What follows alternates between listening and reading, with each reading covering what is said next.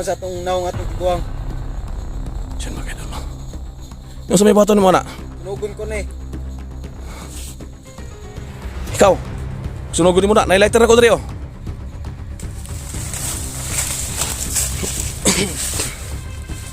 Yan mga idol. Go. Ayan, baka-baka.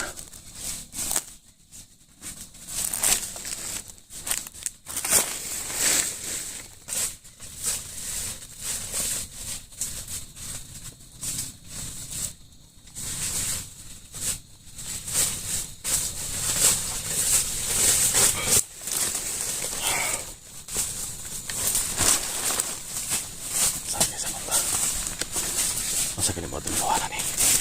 Parang biyag na tulog.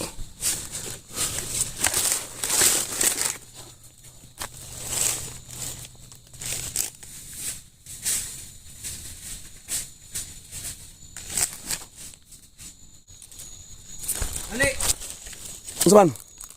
naku itugan si Mua. Kaya makinunod tinawag tayo ni Baka-Baka. May pagtapat daw siya. Kaya sana tulungan na yung ito niya.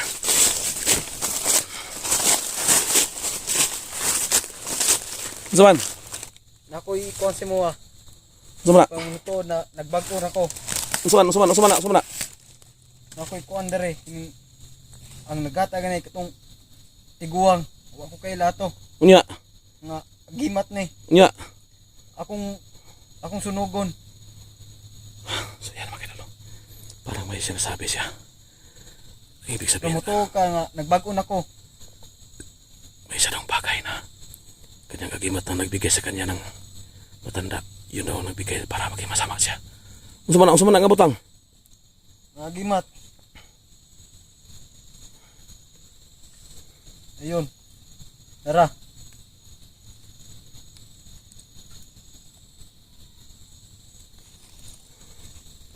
Usapan na, bitaw. So yun mga kinalo, may kan siya. May panakita siya. Ayun. Tanggal niya. Karon. Sunugon ko ni. Simong atubangan. So yun mga kinalo, may inupat siya. Hindi pala totoong Ano akong kuan na kahimo kog dautan. usapan na kanang duha. Usapan na. Ning duha. Muna hinungdan nga makahimo kag dautan. Usapan nang gusto man naghatag si mo ana. Katong tiguang. Di makit. Ko kakuha sa atong naong atong tiguang. Diyan mga idol. Yung sa may bato ni mo ana. Sunugon ko ni. Ikaw, sunugod mo na. Nailighter ako dali oh.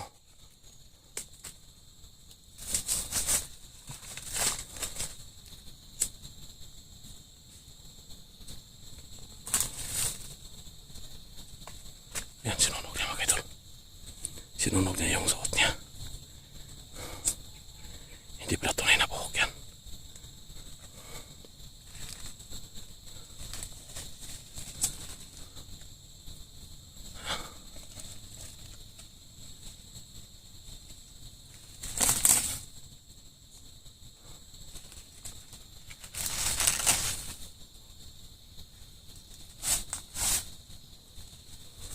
Yan, sinunog niya mga idol.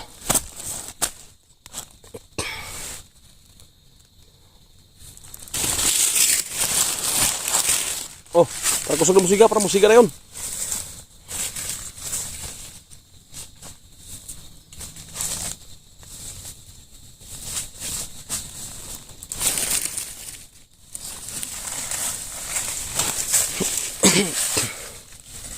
Yan mga idol.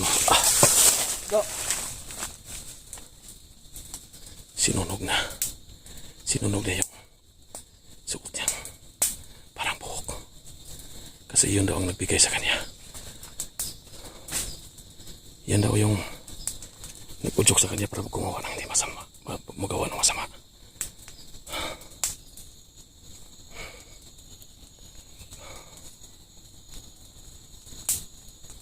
So yan. Pinapatunayan siya sa atin. Pati yung agimat niya.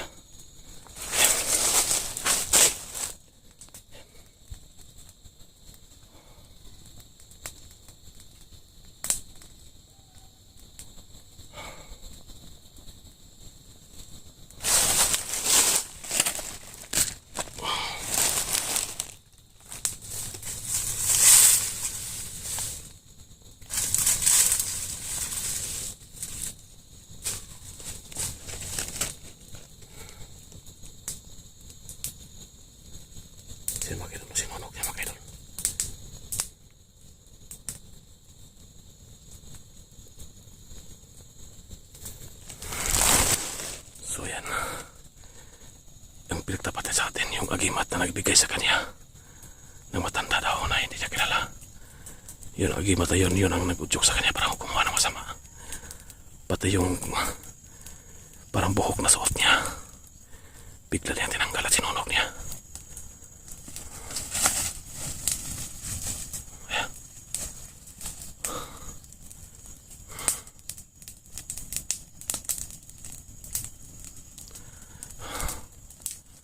Karon kayo na magisunog ng agimat. Tanggalan na imong mas, tanggalan na imong prong para makita na to imong naong. Ayan mga kadol. Yan palang mukha ni Bagabaka mga kadol. Yan palang tunay na mukha ni Bagabaka. Yan. Yan. Yan ang tunay na mukha ni Bagabaka. Sinunog niya. Yan, nakita na natin yung mukha niya. Yan. O karon salamat kayo sa imong gipamatuod sa kuha nga nagbag-o na ka. Salamat kayo.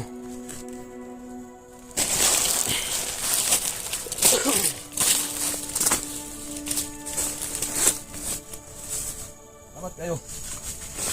Imong gipamatudan nga nagbag-o na ka. Salamat kayo. Salamat kayo. Sugad karon ako isa at imuha. Kana dayang imuhang kanang imuhang gidaldala day. Kaya magsuot mo sa imong naong. Mo na naghatag nimo nga dautan. Mo ni nagtulak sa imuha nga makahimo kag dili maayo. Salamat kayo. Sugad karon. Tabangan ka nako. Salamat. Dili kay ako mutabang sa imong daghan kay karon imo gipakita day. Dahil sa katubangan ang imong pagbag-o. Salamat kayo. Okay. Salamat.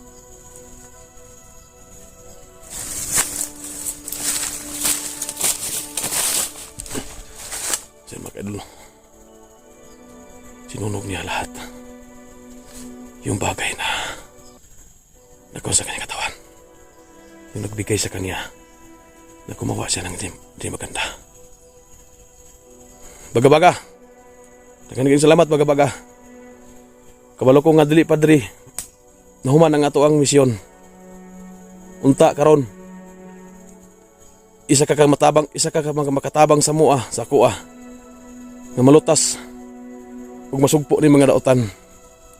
Kaya wala na nang agimat imuhang lawas nga maghatag sa imuha og di maayo. Agimat na kadiliman siguro yan.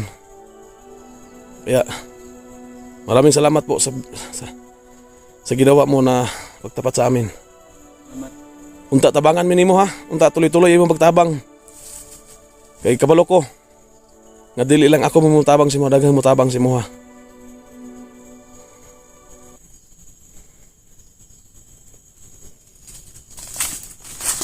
Salamat kayo, salamat kayo.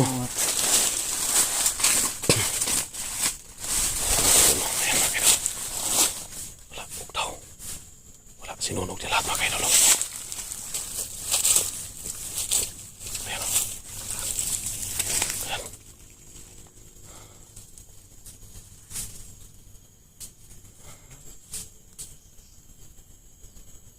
Sinunog niya mga kaidol. Pati yung buhok niya. Yung parang buhok na suot niya. Kaya pala, nung tatanggalin namin, hindi matanggal na pakatikas. Kasi may orasyon na nakabalot. Kaya si Bagabaga lang nakalam kung paano matanggal. Kaya nakita natin.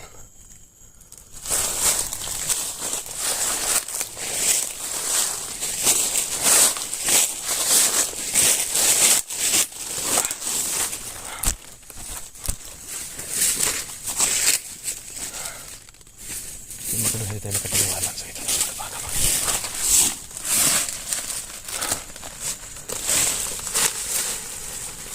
Bantu kay di ginaya mo matanggal tong imong buhok na to, magbuhok na ito. Di mo nito matanggal hasta tong imong purong ikaw ra man din makatanggal to na dito orasyon. Nato orasyon. Mao na di matanggal so ikaw ra din makatanggal ato. Kore makatanggal ato. So karon salamat kay no nga imong gingi pamatud-an. Imong gitanggal ug imong gisugon og sa kutubangan. Kung itanggal to kay para gusto kong magbag-o. So karon, Matabangan pud ta mo. so karon. Unsa man ditong kuan day? Naon dito yung posibilidad mo balik ang gahom ato nya di mo kontrol. Dili nimo mo kontrol gyud. Dili na ako makontrol. Mo na makahimo kag dili maayo. Makahimo kog dili maayo. Tungod ato. Tungod ato.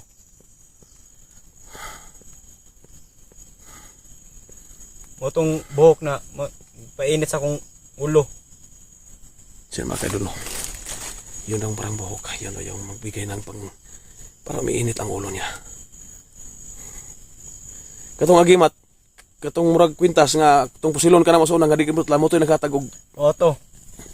Mo to'y hinunang nga di ka mulutlan. Oto dili na ko madutlan.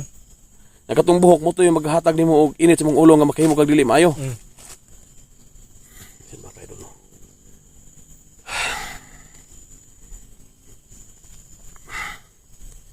Naniniwala na tayo sa kasabihan mga kaidolo. Kahit anong ang tao pala ay makagawa ng masama, may dahilan. Ang dahilan lahat ng ito para makagawa siyang masama. Yung agimat na parang yung itim, yung parang kulay na brown yung buhok niya. Kaya pala hindi namin matanggal noon na tatanggalin namin kasi may orasyon palang nakabalot.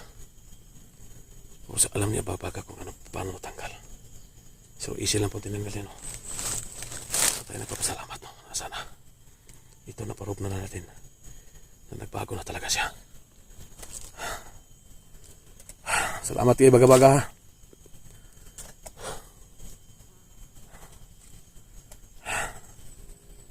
Wala kay pamilya day?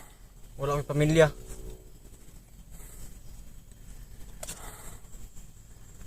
Katudeng interviewon ka na mo, katong nadakpan ka na mo dito nga kulata ka na mo nga giinang ka na mo na kay pamilya kag naa. Unsa man to? Waka dito sige ka si mo ang isure day. Unsa man to nagsugo to sa imong agimat sa buhok siguro? Nagsugo to. Ni magkuan sa kuha hunghong. Naimungong si mo ha?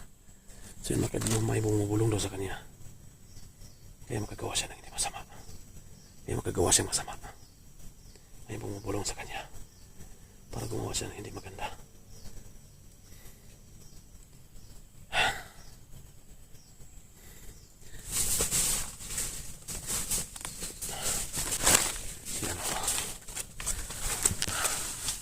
Inaalalayan na ni Kumadre pagkabaga. Kasi mga kaidolo, pinakita talaga sa atin ang ginawa ni Bagabaga sa kanyang agimat. Pati yung suot-suot niya, sinunog niya no, sa ating harapan. Kaya naniniwala na tayo nga nagbago na siya. Pero pinagtataka ito natin, may isa siyang kumandir na pinabangkit na dapat ito naming iwasan. Ito si Commander Buhawi. Talagang malakas siguro siya kasi sa pangalan pa lang niya, Buhawi malakas na. Pareha daw sila ng agimat. Pero sa ngayon, napigilan natin yung agimat niya. Nawala na siya ng kanyang katawan. Isa na siyang normal na tao. Pero ang sabi niya, kahit wala siyang agimat, tutulong pa rin siya. Patuloy pa rin niya yung pagtulong sa atin para mabawi yung mga bihag na andito sa kanilang location nila, yung kampo nila dito, yung area nila dito sa kagubatan. Kaya dapat nating bigyan ng protection si Bagabaga ngayon kasi alam natin na wala na siyang karunungan, wala na siyang agimat sa katawan niya kasi sinunog na niya. Isa na siyang normal na tao ngayon.